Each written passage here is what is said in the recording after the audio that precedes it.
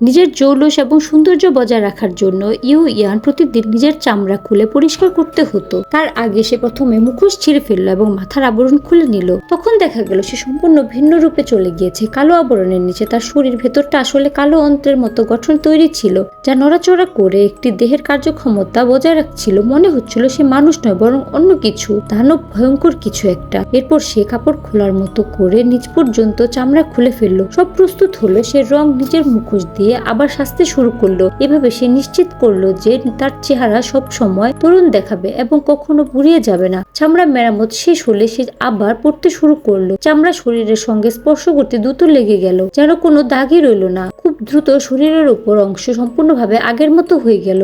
এরপর নিচের অংশের পালা। পাশে